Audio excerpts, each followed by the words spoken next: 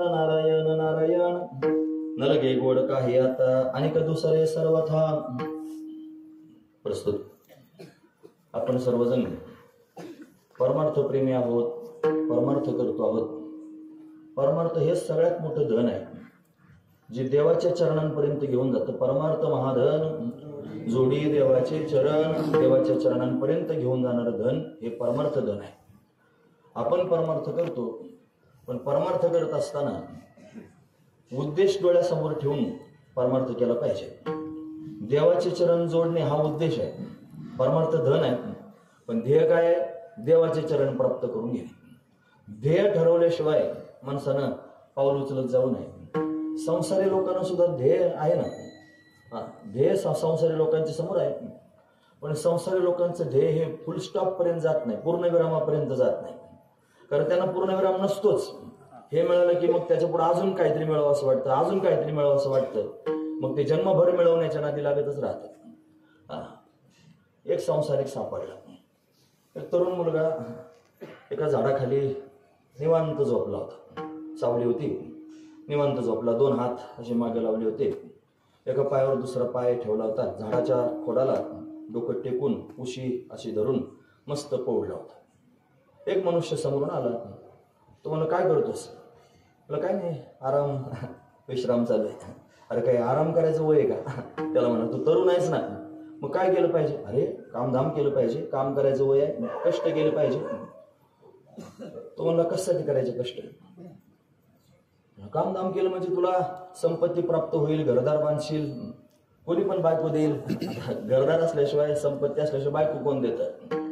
बायको प्राप्त करून घेण्याकरिता तरी निदान हातपाय हलवले पाहिजेत. कष्ट कर, घर बांध, संपत्ती मिळव, बायको होईल, मग काय होईल? म्हणे मग तुला मुलं होतील. अरे वा, मुलं झाल्यानंतर काय होईल? मुलं मोठे होतील, त्यांचं शिक्षण होईल, मग त्यांना नोकरी लागेल, त्यांना चांगला पगार मिळेल, मग काय होईल? मग त्यांचे लग्न कार्य होतील, तू निवांत होशील, मग तुला नातवंड होतील. आणि मग मुलं ज्याच्या त्याच्या कामाला लागले आणि सगळ्या जबाबदाऱ्या तुझ्यावरच्या संपल्या की तू निवांत होऊन विश्राम करशील. तू ऐकलं? तो ग्रस्त त्याला म्हणत होता, एवढं सगळं झालं म्हणजे तू निवांत होशील आणि विश्रांती करशील. तू म्हणा, मग आज काय करतोय? आज काय करतोय? आज पण विश्रांतीच करतो. तुम्हाला एवढे पिळे घालून विश्रांती घ्यायची. आता सध्याची विश्रांती ती तुम्हाला प्राप्त करून घ्यायची नाही. तुम्हाला एवढे पिळे घालायचे आणि मग विश्रांतीपर्यंत जायचं. संसारिक माणसाला सुद्धा असं वाटतं, या संसाराच्या माध्यमातून मी कुठेतरी विश्रांतीला प्राप्त होईल. पण संसार अशी गोष्ट आहे ज्याच्यामध्ये कधीच विश्रांती प्राप्त होत नाही, कधीच विश्रांती प्राप्त होत नाही. हे काही पोथीतलं नाही, हे तुमच्या अनुभवातलं आहे. तुम्ही विचार करा स्वतः, काय विश्रांती आहे? आम्ही परिक्रमेला गेलो, नर्मदा परिक्रमेला 3 महिने पायी चालत राहिलो. आता तिथं फक्त चालण्याचेच कष्ट होते, पण मेंदूला काही त्रास नव्हता, मस्त होतं. इथं आल्यानंतर ज्या दिवशीपासून आलो त्या दिवशीपासून विश्रांती नावाची गोष्ट नाही. इथं प्रपंचात विश्रांती नाही. विश्रांती प्रपंचात मिळतच नाही. विश्रांती फक्त संतांच्या जवळ मिळते. विश्रांतीचा ठाव बाई संतांची भाव.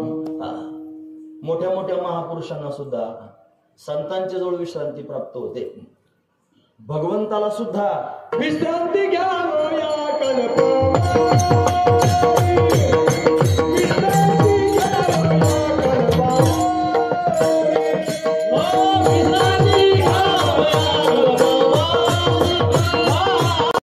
देवाला पण विश्रांती नाही. त्यालाही उभं राहावं लागते. उभं राहून निवांत ना, काही घेणं आहे का? अहो पण सगळ्या जगाला चालवायचंय. किती मोठा प्रपंच. आपला 4 माणसांचा प्रपंच असतो, झोप लागत नाही. त्याला जगाचा प्रपंच चालवायचा आहे, केवढे कष्ट आहे. म्हणून त्याला सुद्धा जर विश्रांती हवी असली तर संतांजवळ जावं लागेल. म्हणून महापुरुषांच्या जवळ विश्रांती पाहायला मिळते, निवांत स्थिती पाहायला मिळते. ते निश्चळ झालेले आहेत, निवांत झालेले आहेत. सुज्ञ मनुष्य, विचारवान असणारा मनुष्य, या शब्दांवर थोडा जोर देईल. लक्षपूर्वक ऐका. आपण सर्वजण सुज्ञ आहात, विचारवान आहात, थोडंसं अंतर्मुख होऊन या शब्दांचा विचार करा की खरंच आपल्याला आजपर्यंत या संसाराने स्थिरता दिली का, समाधान दिलं का? समाधानाची अपेक्षा सर्वांच्या पोटात आहे, पण समाधान मिळत नाही. आपण असे लोक आहोत, आपण सारखं करून घेतो. बायको मनासारखी वागली नाही तर आपण म्हणतो जाऊ द्या, भांडण करून कचकच घालण्यापेक्षा घ्या सारखं करून. सांगत नाही कोणासमोर, पण घरोघर आहे. मुलगा जर मनासारखा वागत नसला तर लोक म्हणतात आपलेच दात ना आपलेच होत आहेत, लोकांसमोर सांगून कुठं चव घालता, त्यापेक्षा घ्या सारखं करून. सारखं करता की नाही? सारखं करणं म्हणजे समाधान आहे का? आणि हे कोणाच्या जीवनात नाही सांगा. सगळ्यांचं जीवन असंच आहे, फक्त सारखं करायचं काम चालू आहे. शहाजूकपणा खार कुठून भरलेला आहे. कोणाला शिक्षणाचा अभिमान आहे, कोणाला संपत्तीचा अभिमान आहे, कोणाला पदाचा अभिमान आहे, कोणाला लोक फार मानतात. मला घराच्या बाहेर निघलं की नीट 100 लोक राम राम घालतात.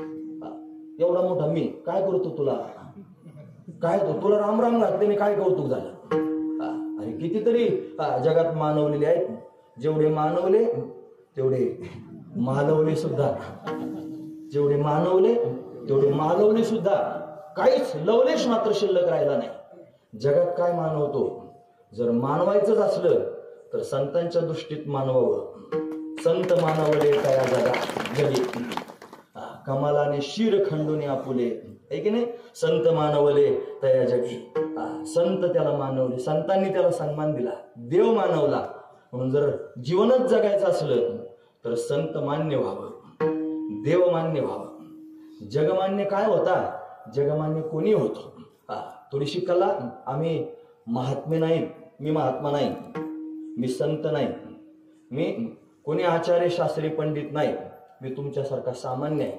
मग तुमच्या समोर फक्त कंबर बांधून बोलण्याची कला मला प्राप्त झालेली आहे. मी फक्त एक नट आहे. कीर्तनाचे नट नाचे, नाचले व्यवसाय प्रायश्चित्ताचे, ते नामच नाही पापाचे ऐसे गेले. कीर्तनाचे नट नाचे, मी फक्त नट आहे. आणि नट हा कलाकार असतो, त्याच्या अंगात कला असतात. कशाच्या? गाण्याची कला असते, बोलण्याची कला असते, लोकांना खिळून ठेवण्याची कला असते, शब्द पांडित्याची कला असते, फार मोठ्या कला असतात. कला अंगात आहेत आणि त्या कलेच्या माध्यमातून नट होऊन मी तुमच्या समोर कंबर बांधून उभा आहे आणि माझ्या या कलेच्या जोरावर मी तुम्हाला मानवलेलो आहे.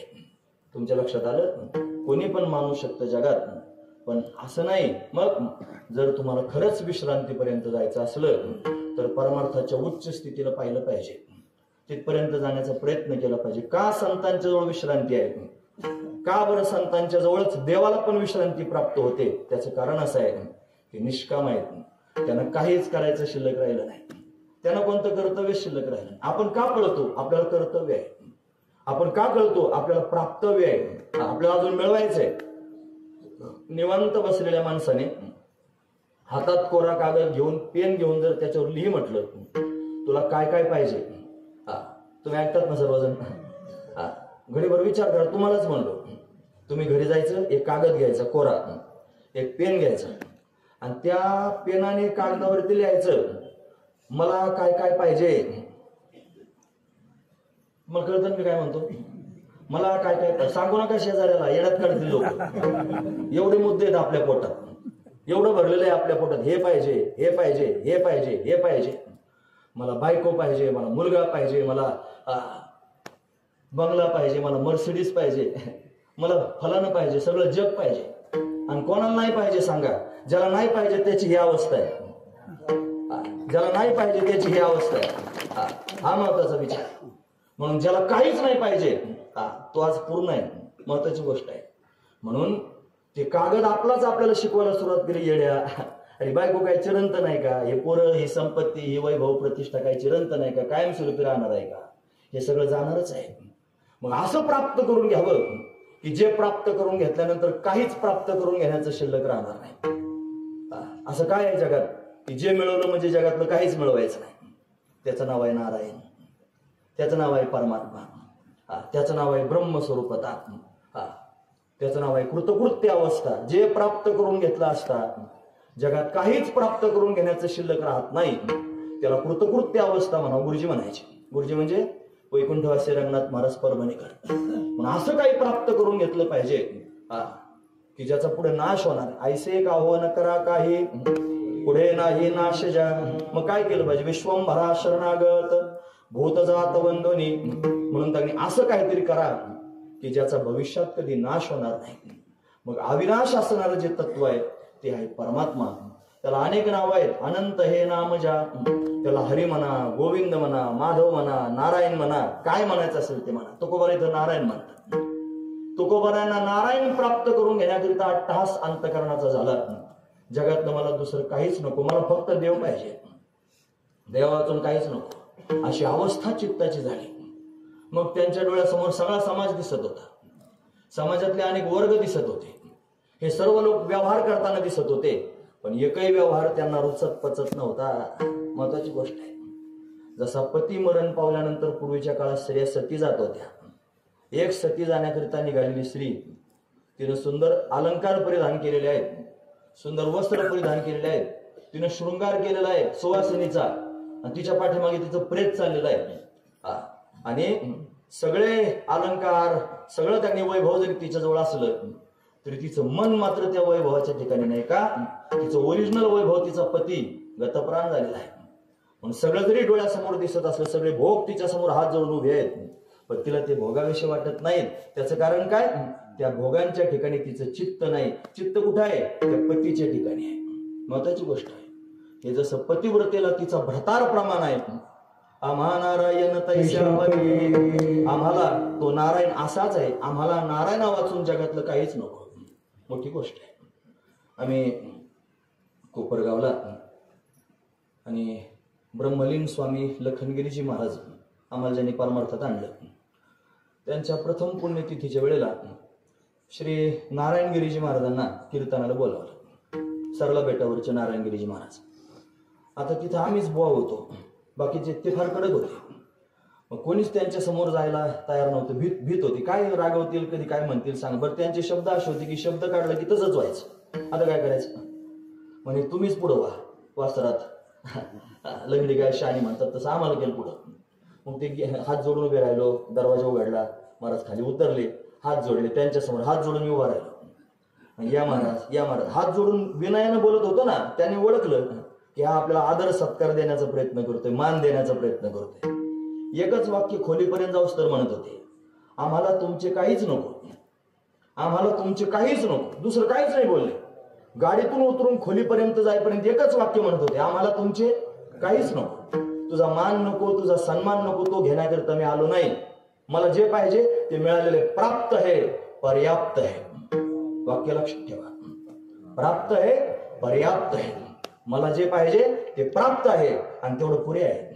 याच्यापेक्षा जास्त काहीच नको आहे. ज्याला अजून पाहिजे तो माणूस कधीच सुखी होत नाही. ज्याला अजून पाहिजे तो माणूस कधीच समाधानी होत नाही. आपण समाधानी का नाही? आपल्याला अजून पाहिजे. आपण सुखी का नाही? देवानं फार दिलंय, आपण त्याच्या स्थिर नाही. माझं म्हणणं जर तुम्हाला, मी विनोद करणार नाही, मी तुमचं मनोरंजन करणार नाही. तुम्ही जर माझ्याकडे फार वाकडे तिकडे पाहायला लागले तर वेळेच्या आधी पण मी थांबू शकतो. खरं सांगतो. पण हे ऐका, तुमच्या हिताचं आहे. हे जर ऐकलं तुम्ही समाधानी व्हाल, हे जर ऐकलं तुम्ही सुखी व्हाल, तुम्ही निश्चळ व्हाल, तुमच्या जीवनातली वडवडच थांबून जाईल. आमचे बाबा ज्यांच्या पद्धतीने मी कीर्तन करतो, परमपूजनीय आदरणीय प्रातस्मरणीय संत चरणदास छगन महाराज, बाळनाथ गडावरचे बाबा, त्यांनी संतांची व्याख्या केली. संतांची, संत म्हणजे काय? मला विचारलं, बाळा संत संत म्हणतो, संत म्हणजे नेमकं काय? म्हणलं बाबा मला नाही कळत संत म्हणजे काय. मग तुम्ही सांगा काय? ते म्हणले जे संत झाले त्यांचं नाव संत. किती मोठी व्याख्या. जे संत झाले, खळखळ वाहणारं पाणी वेगळंच असतं, आणि संत वाहणार त्याला धावपळ नाही, त्याला वडवड नाही, त्याला कुठं जायचं नाही, त्याला कुठून यायचं नाही, त्याला काही मिळवायचं नाही, हे शांतपणे वाहत आहे. तसं ज्याचं जीवन शांत झालं, ज्याचं जीवन संत झालं, ज्याचं जीवन स्थिर झालं, ज्याच्या जीवनातली वडवड संपली, ज्याच्या जीवनातली धावपळ संपली, संत झाला, काही शिल्लक राहिला नाही. संतुष्ट सर्वदा, व्यापक निर्धार, संतोष सर्वदा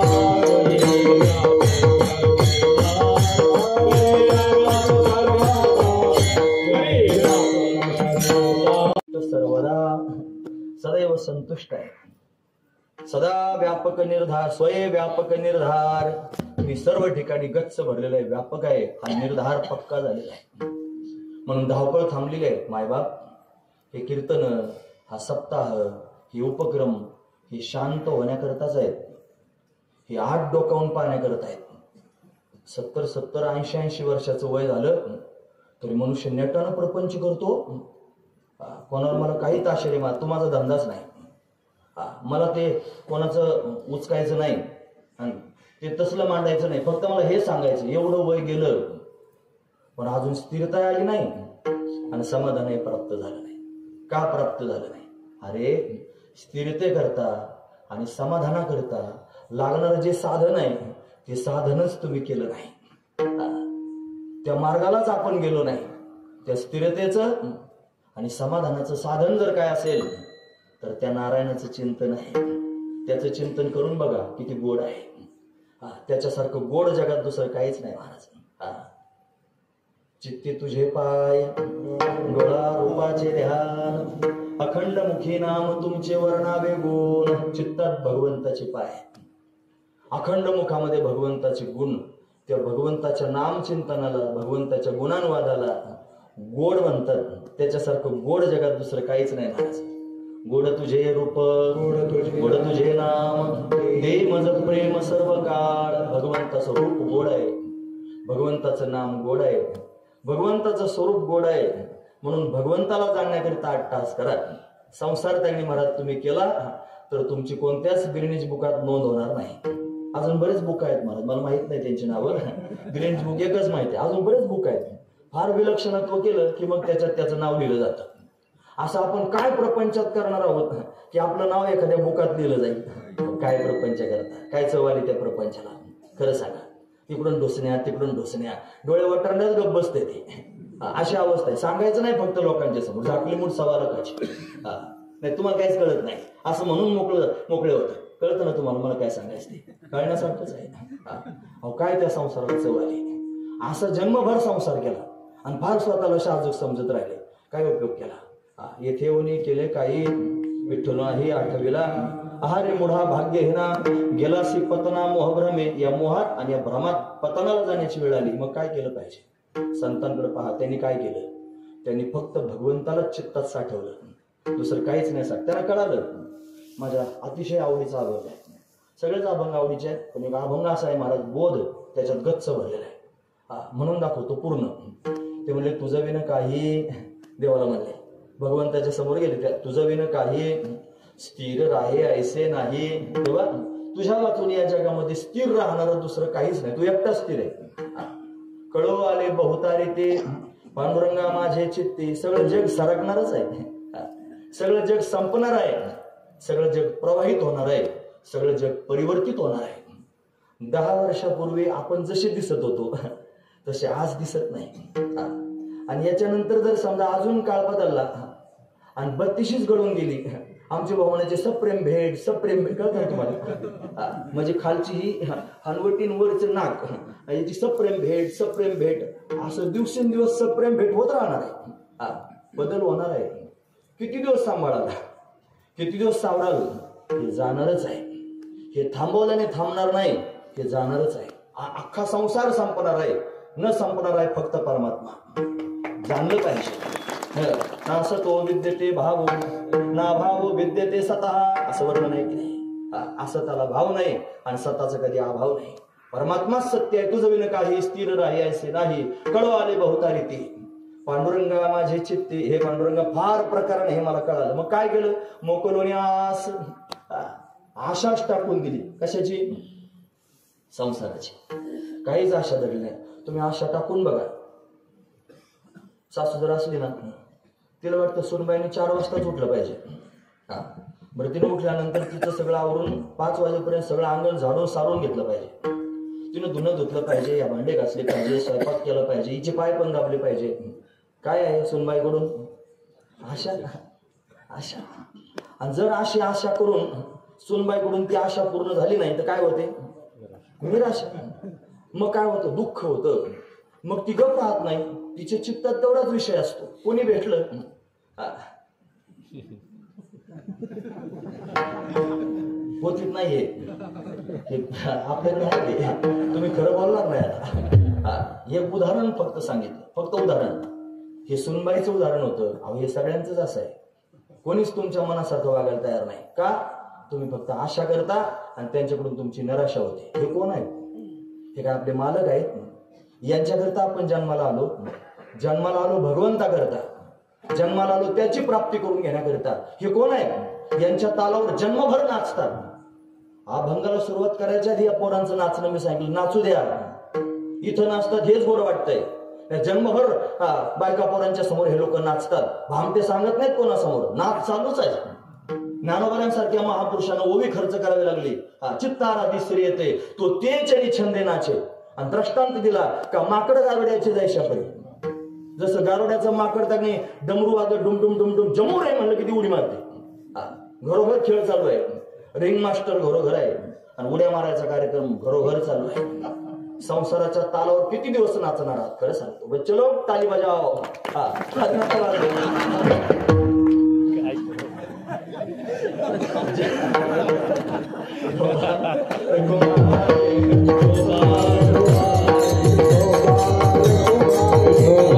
खरं सांगू का, असं कीर्तन चाललंय ना आता की पुढच्या वर्षी बोलूच नाही याला.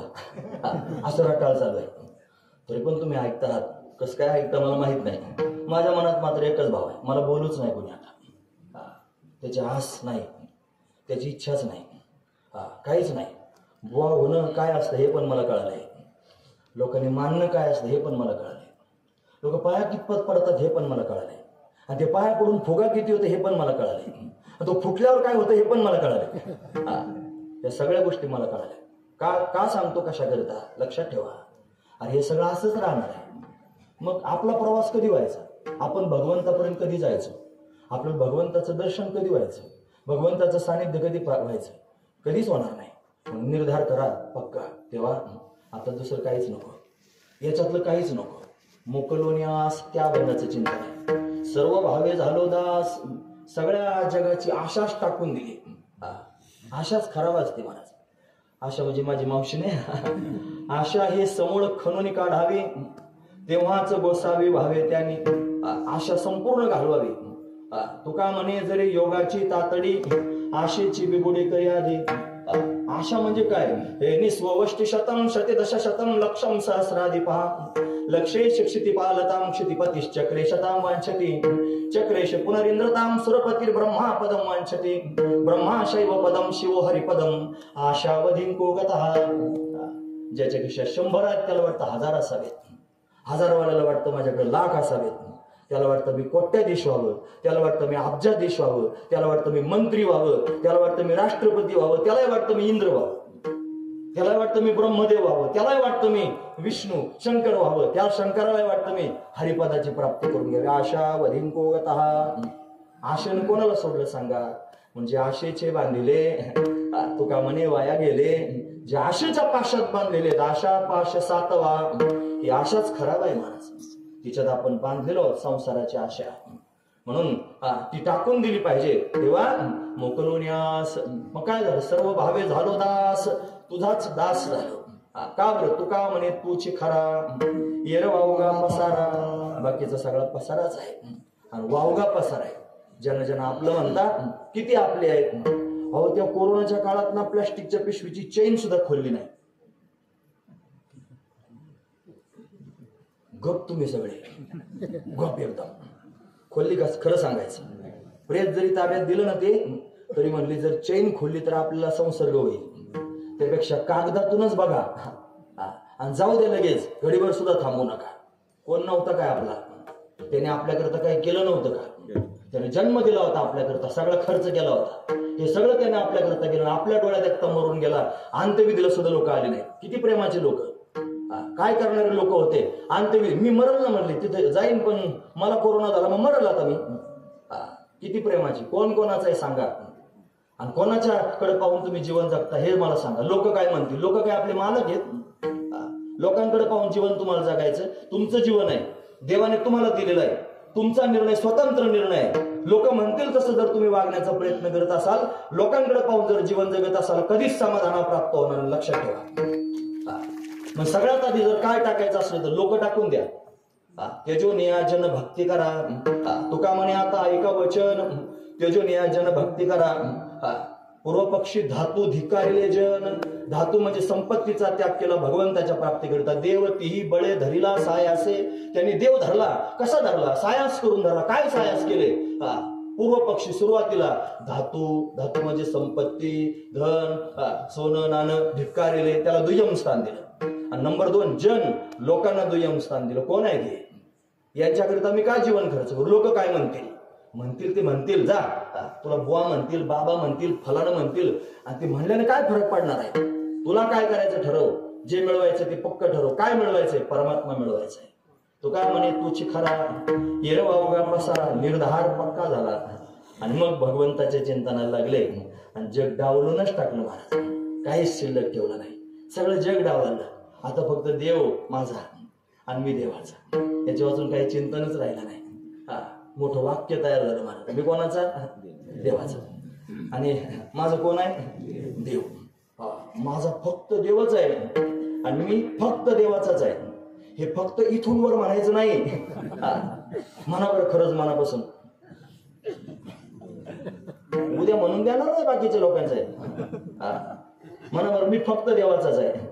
आणि हे बाकीचे काय म्हणतील मग? कळतं ना मी काय म्हणतो? फक्त देवच माझा आहे असं म्हणल्यानंतर मी जर म्हणलं चल माझ्यावर लगेच, मग लक्षात येण्यासारखा मुद्दा नाही म्हणत कोणी. इथून वरच सगळा कार्य माझा, पण इथून वरच कार्यक्रम. इथून सुटल्यावर मी घरीच जाणार आहे. खरं सांगतो का? मग तात्पर्य मला हे सांगायचं की अंतकरणामध्ये निर्धार पक्का करावा आणि फक्त भगवंताला प्राप्त करायचं एवढी आस अंतकरणात निर्माण करून ठेवा. मग त्याच्या प्राप्तीकरिता जर जीवन आपलं असलं तर जगातलं दुसरं काही आवडणार नाही, तर देवच आवडेल.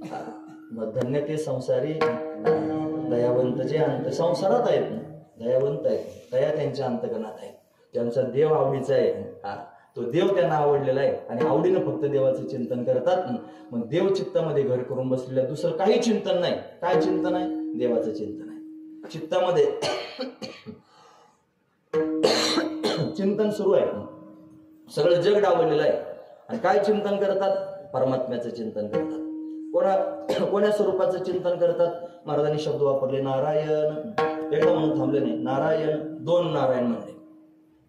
दोनदा नारायण म्हणण्याचं कारण सांगतो. नार शब्दाचा अर्थ होतो जल आणि आयन शब्दाचा अर्थ होतो त्याच्यावर विहार करणारा.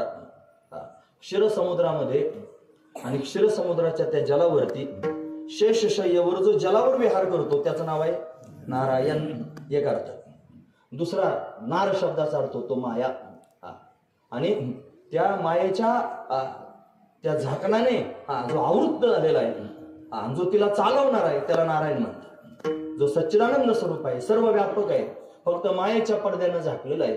सत्य गेले भोळ्यावरी अविद्येची चाली थोरी, ते त्याचं स्वरूप आहे. स्वरूपानं जो नारायण आणि आकारानं जो नारायण, 2 रूप त्यांनी झाले. म्हणजे नारायणाला जाणलं ज्ञानाच्या माध्यमातून आणि त्याच नारायणाला डोळ्यासमोर सगुण साकार करून उभं केलं आणि अखंड त्याचं काय करू लागले? चिंतन करू लागले. आता त्याच्या चिंतना वाचून दुसरं काहीच काम शिल्लक राहिलं नाही. चित्तामध्ये चिंतन दृढ बसलं आणि काय बसलं? चित्ती बैसले चिंतन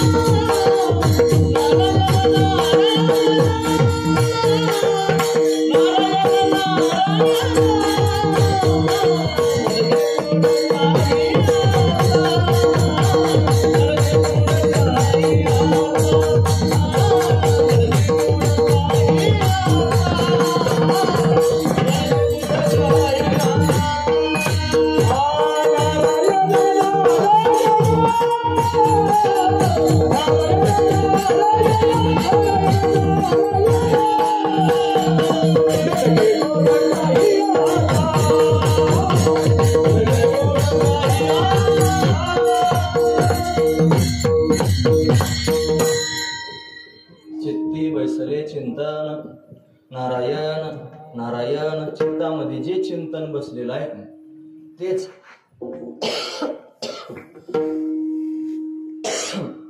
त्याच्याजवळ अखंड पाहायला मिळत.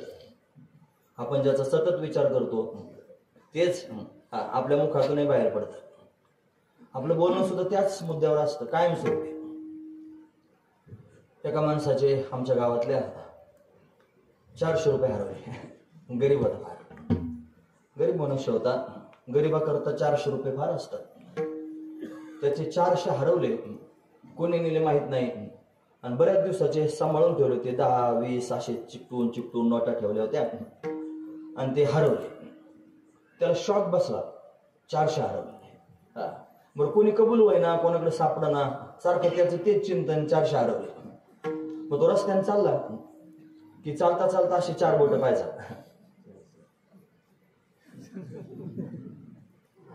4 बोट पाहायचा. तुम्ही पाहतात ना. आणि असं करायचं कायमस्वरूपी बरेच दिवस, महिना 2 महिने. का? चित्ती बैसले चिंतन गेले. 400चं उदाहरण सांगितलं फक्त मी. आपले उदाहरणं बघा ना. काय काय पाहिजे. आपलं चित्त कशाचं चिंतन करतं. आपण कीर्तनात बसलो, मी पण खोटं बोलायचं नाही, तुम्ही पण नाही. आणि मोठ्याने कोणाला सांगायचं नाही, मनातली मनात सांगायचं आपल्या स्वतःलाच. आपण काय काय कसे चिंतन करतो. जे डोक्यात असतं ते तोंडातून बाहेर येतं. शाळेत असताना मी प्रेझेंटी चालू होती, हजेरी, आणि शिक्षक हजेरी घेत होते. सगळ्या विद्यार्थ्यांची नावं घेत होते. एका जणाची कंपास पेटी हरवली होती. ती कंपास पेटी हरवल्यामुळे त्याला कोणी नेले असेल. त्याच्या डोक्यात ते सारखं. आता लहान मुलांना कंपास पेटी म्हणजे फार मोठी गोष्ट असते. त्याच्या सगळं त्यांचं साहित्य असतं ते. हे सगळं त्याचं ती हरवलीच पेटी, कंपास पेटी हरवली. त्याच्या डोक्यातच ती शोधत होतं. बेंचच्या खाली इकडून बघ तिकडून बघ, याच्या दप्तरात उचक, त्याचं हे उचक. इतक्यात प्रेझेंटी चालू असताना त्याचं नाव आलं. आणि शेजारच्या पोरांनी त्याला डवचलाय, तुझं नाव आलं. असं म्हणलं की ते उभं राहिलं आणि हात वर करून मोठं म्हणलं, compass. Yes sir, yes madam, असं काही म्हणायचं होतं ना. ते मोठ्याने कंपास म्हणलं. का बरं? चित्ती बैसले चिंतन. उदाहरण छोटे छोटेच होते पण मनात भरण्यासारखे आहेत. लक्षपूर्वक आहे का? 400 रुपये गरीबाकरता फार आहेत. त्याचे हरवले, त्याच्या डोक्यातून त्याचं चिंतनच जात नाही. लहान लेकराकरता कंपास पेटी म्हणजे फार मोठी गोष्ट आहे. ती त्याची हरवली, त्याच्या डोक्यातून चिंतन जात नाही. आमचं एक लेकरू लहान साखरपुड्याला नेलं आणि ते उड्या मारायला लागले इकडे इकडं. तिथे एक मामा होते आमचे. ते मामा लोक म्हणजे असे ते त्याच्यावर रागवले, का बरं साहेब असं गब्बस म्हणलं की पोरगं घाबरलं. त्याला दडपण झालं. ते मामा त्याला ते थरथर कापायला लागलं. पोरगं हुंदके देऊन रडायला लागलं. आता दात खिळ बसायची बारी. इतकं त्याला कडेवर घेतलं आणि कडेवर घेऊन त्याला समजून सांगितलं, बघ हे मामा आहे, आपलेच मामा आहेत. हे काही त्रास देत नाही, तुला मारणार नाहीत, तुला रागावणार नाहीत, तुला काहीच करणार नाहीत. तू काय रडू नको. म्हणलं मामा तुम्ही 2 शब्द चांगले बोला, पोरगं घाबरलंय तुम्हाला. मामा पण 2 शब्द चांगले बोलले. बराच वेळ झाला. पोरगा हळूच येऊन म्हणायचं, दादा मामा चांगले आहेत ना. थोड्या वेळ झालं पोरगं म्हणायचं, दादा मामा खरंच चांगले आहेत ना. काय चिंतन चालू आहे? चित्ती बैसले चिंतन. मामा येईल आणि मारेल. हा म्हणतो चांगला आहे मामा, पण काय भरोसा आहे मारलं मग काय करायचं. कोणाचं चिंतन? मामाचं चिंतन चालू आहे. अरे संसारातले सगळे लोक असंच चिंतन करतात.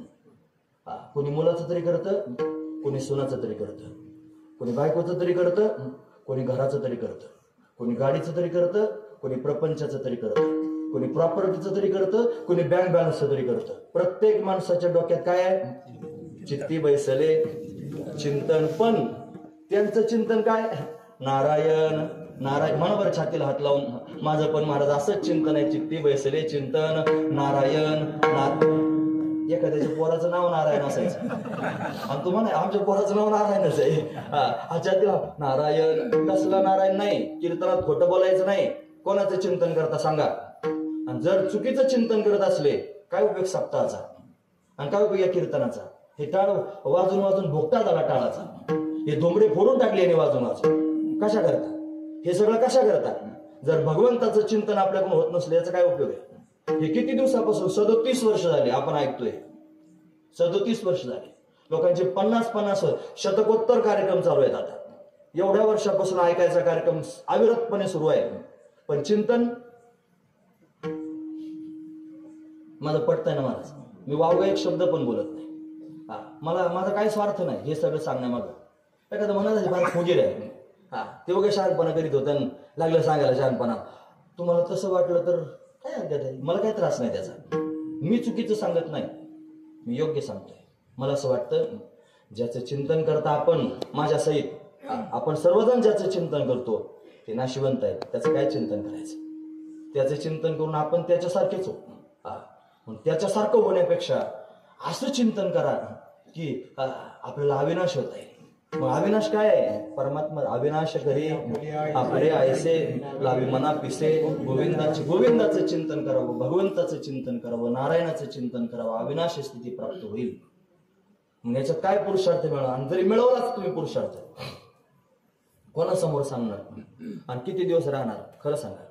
या प्रपंचातला फार पुरुषार्थ केला, फार नेटानं प्रपंच केला, फार कसोशीनं प्रपंच केला, फार बारकाईनं प्रपंच केला, रात्रीचा दिवस केला, फार कष्ट केले प्रपंचाचे.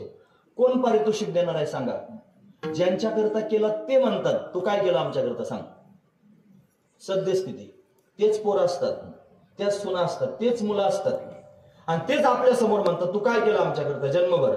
काय गमन ठेवलं रे? अरे राई करून बोलतात. भामटे सांगत नाहीत डंगरी लोकांच्या समोर, सांगत नाहीत ते. सांगते ना कसे, लाज वाटेल ना सांगायला. याच्याकरता जन्म घालून आणि ते मला म्हणते काय केलं तू माझ्याकरता.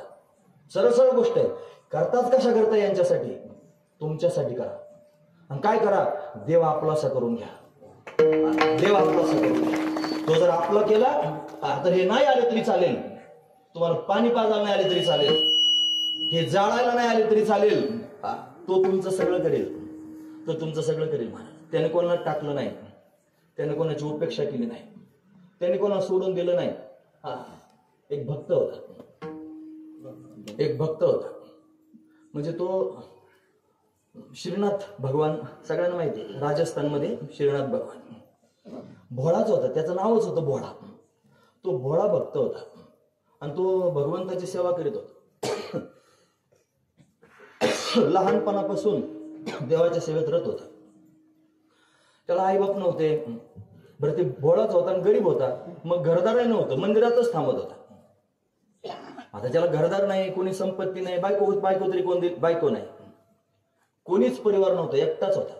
आणि देवाची सेवा मात्र नित्यनेमानं करत होता. एवढी सेवा करतो, मग वय वाढायला लागलं आणि तो म्हातारा झाला. सेवा करता करता म्हातारा झाला. लोक म्हणायला लागले आता याला कोणीच नाही, आई नाही, बाप नाही, बायका पोरं नाही, घरदार नाही, सगळे सोयरे कोणीच नाहीत. आता हे जर म्हातारं मेलं तर याचं कोण करेल? जर थकलं, आजारी पडलं, अंथरुणावर जर खेळलं, कोण करेल? तुम्हाला काय वाटतं? लोक म्हणतात मुलगा झाला पाहिजे. मुलं झाले कशाला? म्हातारापणाला खरंच सेवा करतात का? छातीला हात लावू नये कीर्तनात तर निदान. पण आम्ही पेशंट पाहिलं, दवाखाना बरेच वर्ष चालवल्यामुळं बरेच पेशंट म्हातारे माणसं सुद्धा पाहायला मिळाले. अंथरुणाला खेळलेल्या म्हाताऱ्यांची सेवा करणारे बोटावर मोजणारे लोक सापडले. नाहीतर असं नाकाला लावतात आणि नाईलाज असतो त्याची सेवा करतात. त्याची घाण काढत नाहीत असं नाही, काढतात, पण नाईलाज असतो काढतात. फार जीवाची बायको असते, फार जीवाची मुलं असतात, प्रॉपर्टी खाणारे असतात, म्हणून लाज वाटते म्हणून करावं लागतंय. हा महत्वाचा विचार. त्याची दैना करून टाकतात आणि त्याच्या मरण्याची वाट पाहतात. त्याच्या मरण्याची वाट पाहतात. कधी मरेल प्रमाण सांगू का? बाईल म्हणे घर मरता तरी बरे, नाशेले घर थुंकनिया. अरे काय अवस्था होते. नाकमुख गळू लागले, लाळ आणि शिरगुड, श्वाना परिगती झाली, अवघे करती हाड हाड. सगळेच हाड हाड करतात, अशी अवस्था निर्माण होते. संसारातले पाहिजेत, हे पाहिजेत, ह्याच्याकरता इंदोरीकर महाराज पाहिजेत. ते म्हणतात कशाला घराचा पानाडे पाहिजे तुला, हौदात बुंडकं मरून मरणं असं म्हणतात ते. त्यांची वाक्य आहेत ते. कधी कधी खरं चांगले वाक्य वापरतात ते. लोक घेतच नाहीत, मला विनोदाद्वारे वापरून टाकतात. कशाला पाहिजे? हे काय करतात आपल्याकरता? देव आहे, त्याच्यावर फक्त बिनधास्त होऊन बघा तो काय करतो. तो सांभाळण्याचं म्हणे याला कोण आहे आता, याचं कोण करील हा प्रश्न होता. विठोबा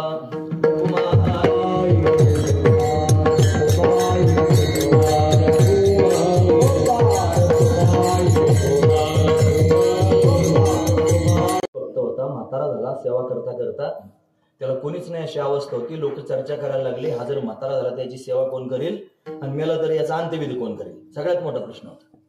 काय झालं माहितीये, ज्यात कन्हैयाची सेवा करत होता ना मुरलीधराची, तो कन्हैयाच त्याची ती अवस्था पाहून म्हातारा झाला, अंथरुणाला खेळला, बालरूप धारण करून प्रगट झाला. श्यामसुंदर बालरूप घेऊन आला, अतिशय सुंदर. तो आधीच सुंदर आहे महाराज. त्यानं कसंही रूप घेतलं ना तरी ते सुंदरच दिसणार. मग त्या जिजाबाईच्या पायात काटा घुसला आणि काटा काढण्याकरिता हा आला. बरं, तो आल्यानंतर तो आधीच काळा सावळा, तो काय टोपी घातलेली होती. त्या टोपीला गोंडा होता महाराज, गोंडा. हातात काठी होती, त्या काठीला वरती घुंगरू बांधलेलं होतं आणि गुडघ्यापर्यंत त्याने धोतर लावलेलं होतं. खांद्यावर घोंगडी घेतलेली होती आणि अशी काठी हातात घेऊन ती गोंड्याची टोपी घालून जिजाबाईच्या समोर गेला आणि सहज तिच्या पायातला काटा काढला. सहज. त्याला पाहून एवढी विलक्षण स्थिती झाली तिच्या अंतकरणाची, वेदना थांबून गेल्या, सगळं काही थांबून गेलं. त्याला पाहून आश्चर्यचकित झाले. पाहतच राहिले. बाळा तू आलास, बरं झालं. फार गोड बोलायला, कधीच गोड बोलत नव्हती, एवढी गोड बोलली. मग त्याला विचारलं तुझं नाव काय? तो मला माझं नाव विठू. उठ पण लिहून द्या. विठू नाव घेतलं ना आता त्याचं तिचं वाकडं काय आमचं. पण एवढी वाकडं असणारी जिजाई सुद्धा त्याचं ते रूप पाहून भाळली आणि शांत झाली. असा त्याने कन्हैया तो तेच रूप घेऊन आला आणि बाबाची सेवा करायला लागला. काय काय सेवा होती माहितीये? त्याचे खराब झालेले कपडे धुवायचे, बाबाला स्नान घालायचं, बाबाला त्याने दुसरे कपडे घालायचे, स्वतःच्या हाताने बाबाला जीव घालायचं, त्यानं पाणी मागितलं की पाणी द्यायचं, ही सगळी सेवा करायची. ते ऋणवय पण देखोने अंगी मी आपुल्याचं उत्तीर्णत्वा लागे भक्ताच्या तनु त्यागी परिचर्या करे. भगवान म्हणतो त्या भक्ताचं माझ्यावर झालेलं ऋण पाहून मी त्या भक्ताची सेवा करतो. असं करता करता तो भक्त शांत झाला, त्याचं शरीर पडलं, आता त्याचा मृत्यू झाला. मग यानं फार सेवा केली. या देवानं बालरूप धारण करून, कोणाला माहित नाही देव आहे म्हणून, पण करतो सेवा, करतोच आहे. आता याचा अंत्यविधी करायचा, त्याला पाणी कोण पाजणार हा प्रश्न आहे ना. ज्यानं पाणी पाजायचं त्यानं क्षौर करावं लागणार, त्यानं गाडगं धरावं लागणार. मग देवानं स्वतः त्याच्याकरिता शिकाळी धरली, स्वतः त्याच्याकरिता डोक्याची चमन केली आणि त्याला पाणी पाजलं. त्याच्या संपूर्ण विधीला भगवान स्वतः हजर राहिला. हे कोण करतं? जगाचा मालक करतो महाराज. महत्वाची गोष्ट आहे. आजही त्या मंदिरामध्ये देवाच्या डोक्यावर केस नाहीत, त्याची चम्मन केलेली आहे. का बरं चम्मन केली? त्या देवानं त्या भक्ताकरिता सुतक धरलं आणि ते सुतक काढलं म्हणून चम्मन केली. माझ्या शब्दांवाला महत्व द्या, वाऱ्यामध्ये विस्कळून देऊ नका. जर तुम्हाला वाटत असेल या घरातल्या लोकांनी, या परिवारातल्या लोकांनी, या नातेसंबंधी लोकांनी जर आपला त्याग केला, आपलं काय होईल? देव करायला लागायचो आणि देवाच्या नादाने हे जायचे निघून, मग आपलं काय होईल? येईल, आल्याशिवाय राहणार नाही, निश्चित येईल. आणि जर खरंच आपली सेवा खरी असली ना महाराज, तर छातीला हात लावून पण म्हणता येईल, त्याला यावंच लागणार. नाही येऊन सांगेल कोणाला महाराज माझी आबरू नाही जाणार, त्याची जाईल. तो जर नाही आला तर माझी आबरू जाणार नाही महाराज, त्याची आबरू जाईल. हे पकडलो बाहर बुराई नहीं तो डूब जाएंगे, डगर ये आगमन जानी पथिक में मूढ़ ज्ञानी, संभालोगे नहीं राघव तो कांटे चुभ जाएंगे, हमारा कुछ न बिगड़ेगा तुम्हारी लाज जाएगी, पकड़ लो बाहर बुराई नहीं तो डूब जाएंगे. देवा, या भवसागरात बुडायला लागलोय, माझा हात धर. तू जर माझा हात धरला नाही तर बुडून जाईन, आणि बुडालो तर माझी आबरू जाणार नाही. अरे जन्मभर तुझ्या नावाचा गंध कपाळाला लावणार आहे, बुचकुली भर माळा गळ्यात घातल्या तुझ्या नावाने, जन्मभर टाळकुटीत राहिलो तुझ्या नावाने, जन्मभर कंबर बांधून लोकांच्या समोर वटवट करीत राहिलो तुझ्या नावाने, घरादाराचा बायका पोरांचा कोणाचा विचार केला नाही, फक्त तुझं चिंतन करत राहिलो, तुझ्याच नावाने जीवन जगलो. आणि आता जर वायाला गेलो, लाज कोणाला? मला नाही, तुला सांभाळ. भगवान सांभाळण्याकरिता येतो महाराज, तोच सांभाळत असतो, त्याच्या वाचून दुसरा कोणी. एवढा दृढ विश्वास अंतकरणात आहे, त्याच्याशिवाय मला जगात दुसरा कोणी नाही. आणि तोच माझा सांभाळणार आहे, अशी दृढ भूमिका अंतःकरणात निर्माण झाली. म्हणून चित्तामध्ये त्याचं चिंतन चालू झालं. चित्ती बैसले चिंतन. कोणाचं? ज्याला सर्वस्व समजलं त्याचं. तोच माझी आई, तोच माझा बाप, तोच माझा भाऊ, तोच माझी बहीण. कृष्ण माझी माता, कृष्ण माझा पिता, बहीण बंधू चुलता, कृष्ण माझा विठ्ठल बाप माय चुलता, विठ्ठल भगिनी आणि भ्राता, विठ्ठले विन चाड नाही गोता, तुका म्हणे आता नाही दुसरे, आता दुसरं मला कोणीच नाही, तो विठ्ठलच माझं सर्वस्व आहे. अशी भावना अंतःकरणात निर्माण झाली. आता माझं कोणाशी काय काम आहे? काहीच काम नाही. मग कोणाबरोबर काम आहे? विठ्ठलाबरोबर, त्या भगवंताबरोबर, त्या नारायणाबरोबर काम आहे. मग मी कोणाचं चिंतन करणार? नारायणाचं. चित्ती बैसले चिंतन, नारायण नारायण, त्याचं चिंतन अखंड सुरू आहे. आता सगळं जग सोडून दिलेलं आहे, जगाशी काही संबंध राहिला नाही. हा फक्त नारायणच आपलासा झाला. त्या नारायणा वाचून मला आता दुसरं काही आवडत नाही. फक्त तोच नारायण त्यांनी मला आवडतो, त्याच्या वाचून त्यांनी सर्वथा मला दुसरं काही प्रिय वाटत नाही. महाराज वर्णन करून सांगतात. न लगे गोड काही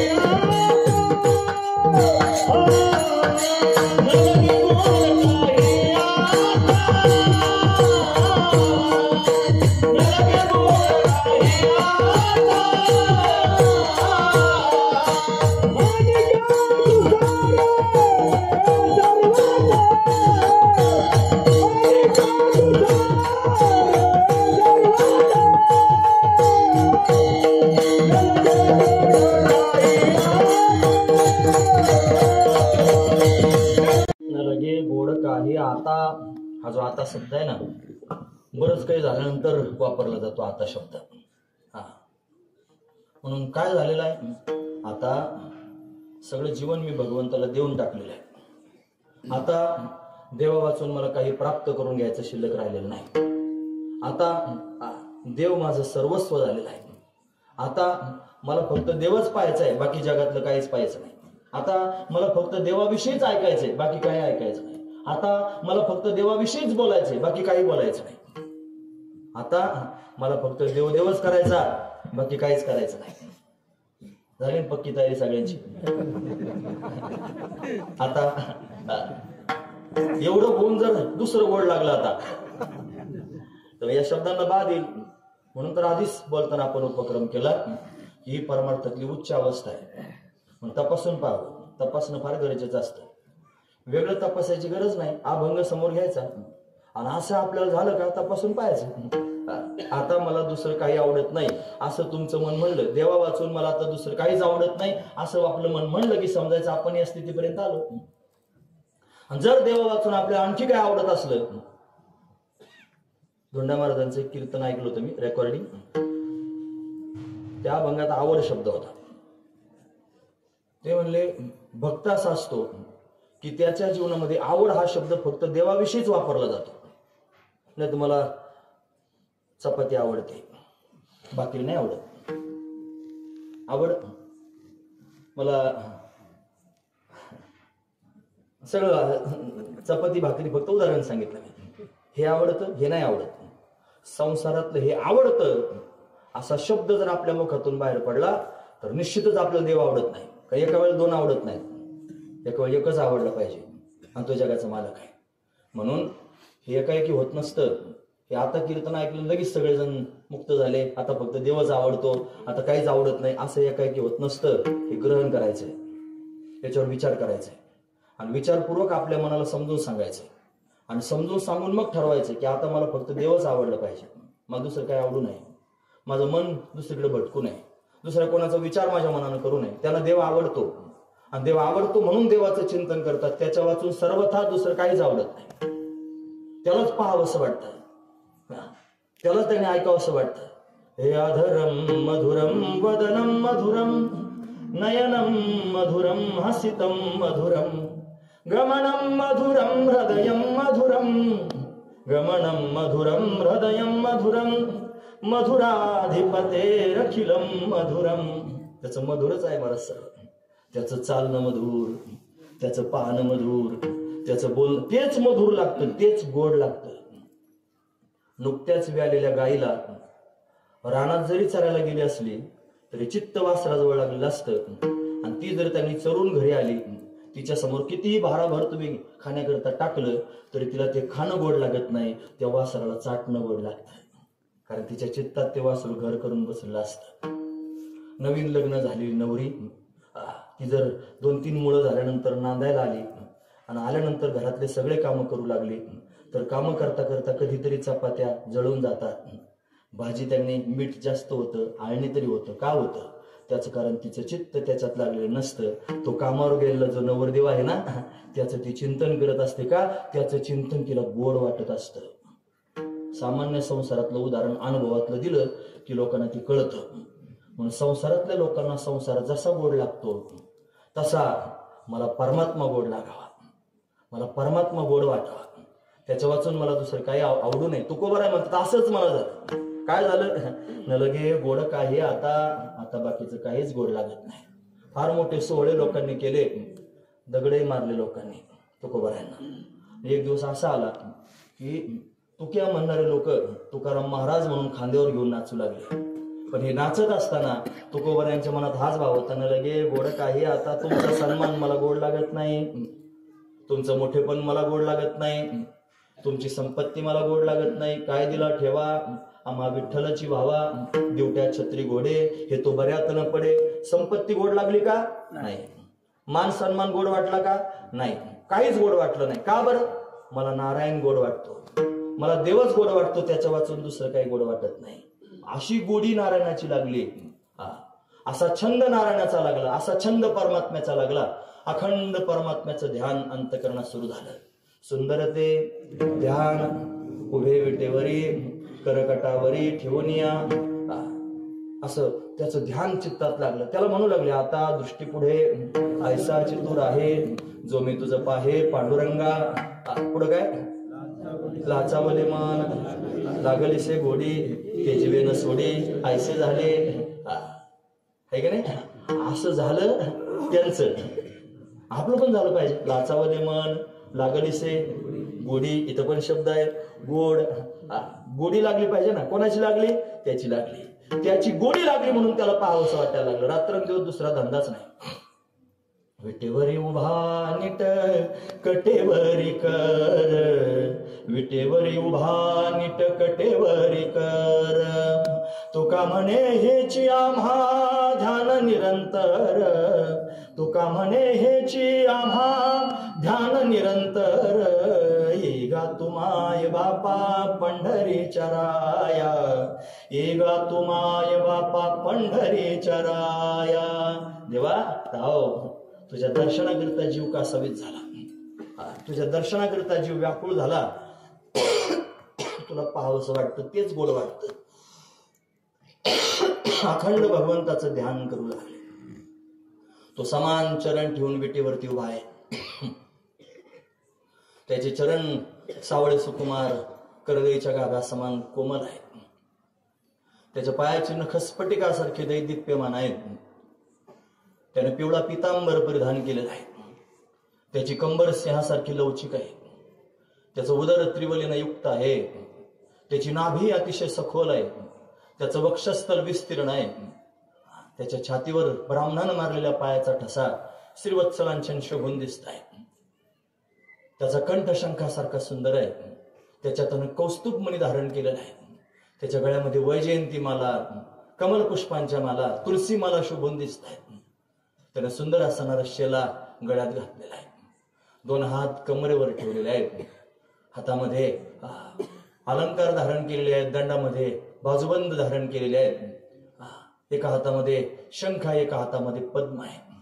त्याच्या मुखकमलाची आभा काही विलक्षणच आहे. त्याची हनवटी अतिशय मोहक आहे. त्याचे कपोल म्हणजे गाल अतिशय दिव्य आहेत. त्याची नासिका म्हणजे नाक सरळ आहे.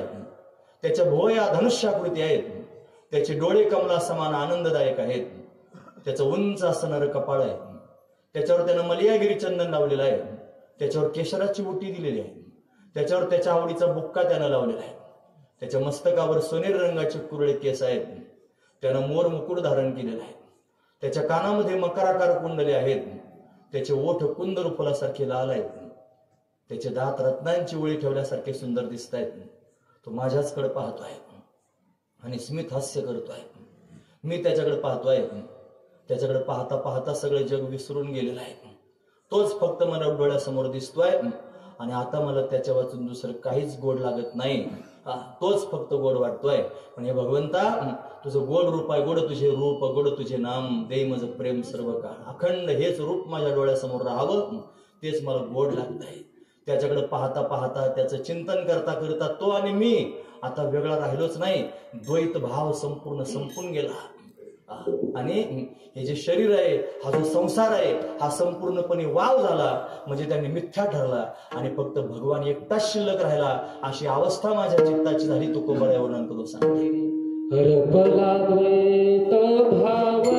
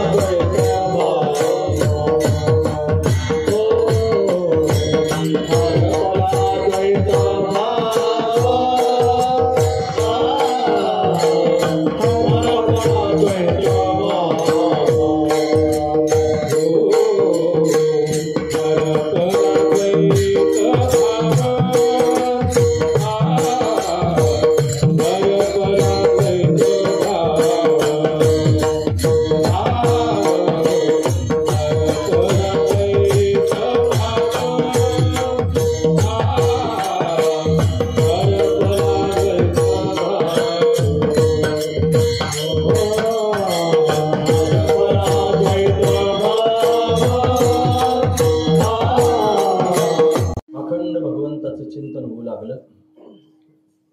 त्याच्याकडे पाहता पाहता देहभान हरपून गेलं. तोच चित्तात शिल्लक राहिला. द्वैत संपून गेलं. त्याला पाहता पाहता तद्रूप अवस्था प्राप्त झाली. चिंतने चिंतने तद्रूपता, द्वैत हरपलं, द्वैतच शिल्लक राहिलं नाही. आता देव आणि मी आम्ही वेगळेच राहिलो नाही. कशामुळं? फक्त देवाची गोडी लागली. ती गोडी लागल्या कारणाने चिंतन होऊ लागलं. अखंड चिंतन करता करता द्वैतच हरपून गेलं. मग एकरूपता निर्माण झाली. ही परमार्थातली अवस्था आहे आणि अशी अवस्था आपल्यालाही प्राप्त होऊ शकते. पण आपण अजून फार सावध आहोत. फार सावध आहोत. 9ला 2-3 मिनिटं कमी आहेत. सगळ्यांना कळत आहे का? आपण सावध आहोत, थांबणार आहोत, लक्षपूर्वक आहे का? म्हणून संसाराच्या ठिकाणी जी सावधानगिरी आहे, हीच परमार्थाच्या ठिकाणी जर आपण वापरली आणि परमार्थ करताना जर आपण सावध झालो तर आपल्याला भगवंताची प्राप्ती झाल्याशिवाय राहणार नाही. कारण म्हणतात, सावध झालो हरीच्या आलो जागरणा, सावध होणे भजनी लागा देव करा. काही सावध झालं पाहिजे. म्हणून परमार्थाच्या ठिकाणी सावध झाले. भगवान आवडू लागला, गोड वाटू लागला. देवातून काहीच गोड वाटत नाही अशी अवस्था निर्माण झाली. आणि म्हणून संसारातले सगळे लोक नावं ठेवू लागले.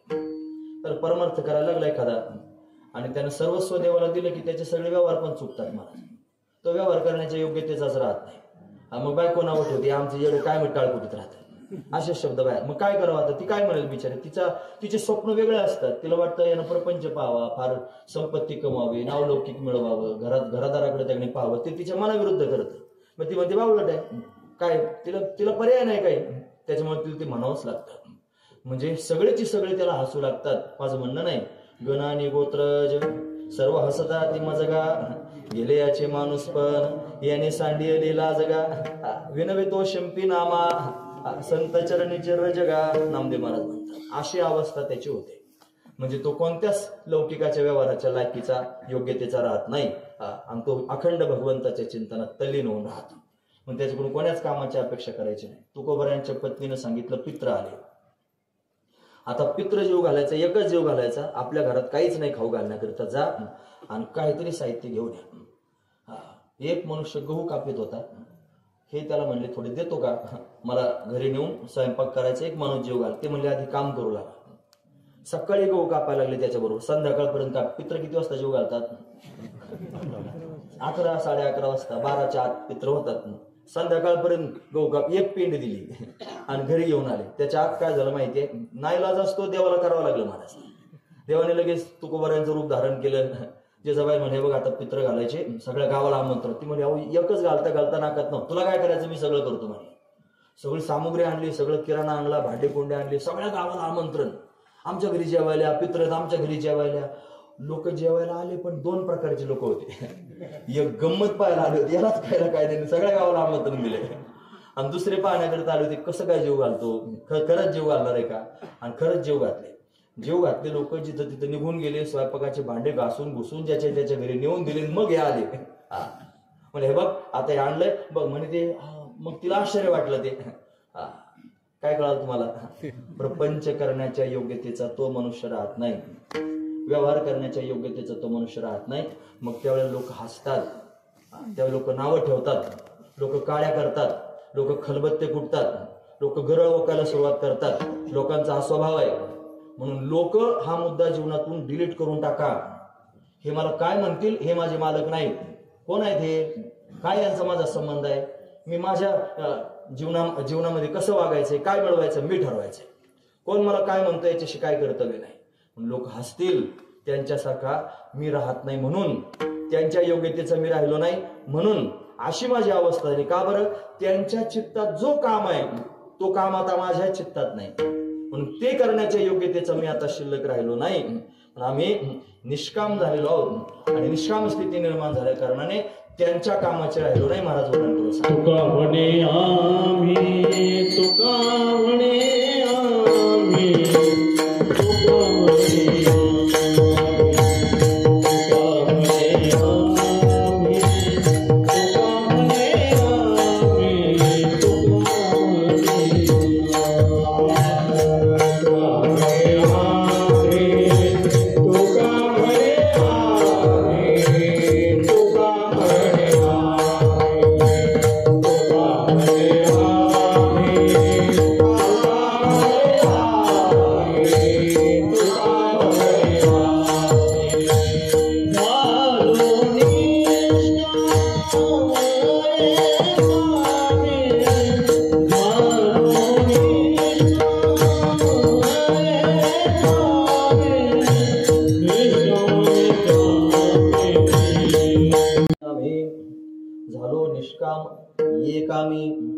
या कामात म्हणजे या दृष्टीने आम्ही आता निष्काम झालेलो आहोत. या रीतीने आम्ही आता निष्काम झालेलो आहोत. निष्काम होणं म्हणजे कोणत्याही प्रकारची कामना शिल्लक राहिलेली नाही. आता एकच कामना, फक्त नारायण, त्याचं दर्शन, त्याची संगती, त्याचा अंगसंग, त्याच्याशी बोलणं, त्याचं ऐकणं, हेच फक्त आम्हाला आवडतं. याच्या वाचून आता काहीच आवडत नाही. अशी स्थिती निर्माण झाली. या स्थितीपर्यंत जाण्याकरिताच 8 तास सगळे संत या स्थितीपर्यंत गेले, म्हणून ते त्या कामाचे राहिले नाहीत. म्हणून देवाला त्यांची कामं करण्याकरिता पण यावं लागलं. चर्मरंगू लागे पुरोहितात. का बरं चर्मरंगू लागण्याकरिता गेला, ते त्या कामाचे राहिलेच नाहीत. ते फक्त एवढ्याच कामाचे, चित्ती बैसले चिंतन नारायण नारायण, हे नारायण नारायण करीत बसले. मग तो चर्मरंगू लागला. कबीराचे मागे शेले विणी. का कबीराच्या मागे शेले विणले, का कबीराला दुसरा धंदा नाही, एकच काम फक्त नारायण नारायण, म्हणून त्यानं शेले विणले. सजन कसाया विकुला गेमास. का बरं, त्याला काही काम नाही, तो फक्त एकच काम करतो, रात दिन रजनी हाच धंदा, म्हणून याला हे करावं लागलं. हा महत्वाचा विचार. म्हणून बिनधास्त व्हा. जर खरंच एवढ्या सगळी बडबडीतून काहीतरी असं वाटलं असेल खरंच घेण्यासारखं आहे, तर एकच घ्या. ते कागदावरची लिस्ट आहे ना, ती एकदा वाचून बघा. आणि त्याचं जर खरंच काही शाश्वत असलं तर ठेवा, नाही तर ती जाळून टाका. आणि एकच वाक्य मनात पक्क ठेवा, मला परमात्मा प्राप्त करून घ्यायचा आहे. त्याच्या वाचून जगातलं काहीच नाही. फक्त एकच वाक्य लक्षात ठेवा, मला परमात्मा प्राप्त करून घ्यायचंय, जगातलं काहीच नको. आता तरी म्हणलं पाहिजे. आता तरी म्हणजे काय, आम्ही लगेच जाणार आहेत का, काय सांगता येतं महाराज, काय क्षणभंगूर नाही. बरोबर, हे कळालं. आता तरी शब्द का आता कळालं ना, आता तरी म्हणलं पाहिजे. आतापर्यंत जर आता उघडी डोळे जरी अद्याप न कळे. आतापर्यंत जर कळालं नसलं आणि आता जर कळालं असलं तर आता एकच शब्द अंतःकरणात धारण करायचा, मला देव प्राप्त करून घ्यायचा, परमात्मा प्राप्त करून घ्यायचा. तुम्हाला आम्ही काय कमी आहेत का? मग विचारा मनाला, परमात्मा प्राप्त झाला का? आणि जर झालं नसेल तर मी काय खोटं बोलतोय? मी योग्यच सांगतोय. म्हणून अंतर्मुख झालं पाहिजे, विचाराच्या स्थितीवर आलं पाहिजे आणि परमात्म्याला प्राप्त करून घेण्याकरिता अट्टहास केला पाहिजे. संतांनी तोच अट्टहास केला म्हणून या स्थितीपर्यंत गेले. आपण सुद्धा तो अट्टहास करावा आणि त्या स्थितीपर्यंत जावं. हे जर केलं तर खरंच परमार्थ सफल होईल, जीवन सफल होईल आणि संत ज्या ठायला गेले, स्थानावर गेले, त्या स्थानावर जाता येईल. हा महत्वाचा विचार. म्हणून तीच वर्णन या अभंगाच्या माध्यमातून महाराज करून सांगतात. माझ्याकडे बोलण्यासारखं बरंच आहे. उद्याची कीर्तन सेवा होती, कर्मधर्म सेवकाने देवानं आजच मला वर्षभर खरंच करमलं नसतं महाराज. तुमचे चेहरे डोळ्यापुढे आले असते सारखे. याने बिचाराने तारीख घेतली आणि मला जाता आलं नाही. आणि का जाता आलं नाही तर फक्त निळोबाऱ्यांसमोरची सेवा करायची, मोठ्या संस्थांची सेवा करायची आणि म्हणून छोट्याशा गावात मी कीर्तनाला गेलो नाही. हा कलंकच मला नको, देवाने मला सावरलं आणि खरंच सावरलं. आज योगायोगाने चिंतन करतो. हे ज्ञानेश्वर माऊली, ज्ञानेश्वर माऊली.